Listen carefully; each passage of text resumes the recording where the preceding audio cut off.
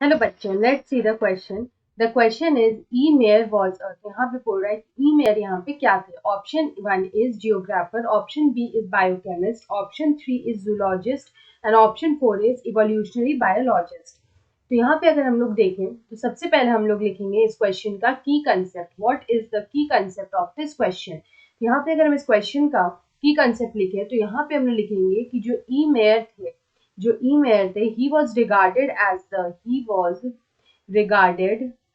the Darwin of 20th century. He was regarded as the Darwin of 20th century. इनको यहाँ पे 20th century का Darwin कहा जाता था. He was regarded as the Darwin of 20th century. यहाँ पे इन्होंने क्या किया था कि स्पीशीज के कॉन्सेप्ट को रीडिफाइन किया था. तो हम लोग यहाँ पे इनका पूरा नाम देखेंगे तो इनका जो पूरा नाम था वो था Ernst Mayr.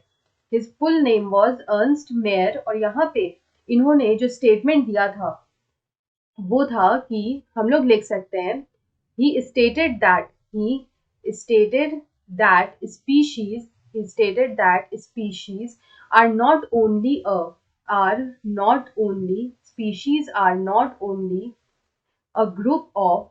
a group of morphologically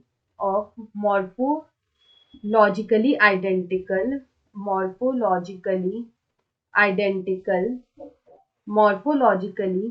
identical individuals, but also individuals that can be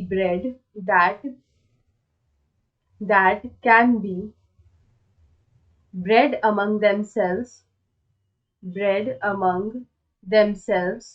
and not others. तो यहाँ पे अगर हम लोग देखें तो इन्होंने कहा क्या था।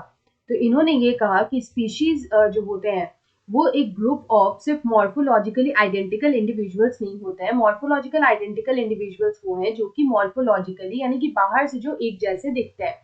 तो स्पीशीज जो है वो सिर्फ group of morphologically identical individuals ही नहीं है, बल्कि वो इंडिविजुअल्स हैं जो कि आपस में ब्रीडिंग कर सकते हैं और यहाँ पे रिप्रोड्यूस कर सकते हैं. तो यहाँ पे अगर हम लोग अर्नस्ट मेयर की बात करें, जो अर्नस्ट मेयर थे ये एक इवोल्यूशनरी बायोलॉजिस्ट थे. He was an evolutionary biologist. तो यहाँ पे अगर हम लोग देखें तो हमारा ऑप्शन फोर्थ में यहाँ पे दे रखा है इवोल्यूशनरी बायोलॉजिस्ट. तो option 4 is the right answer. I hope you understood it well. Best of luck.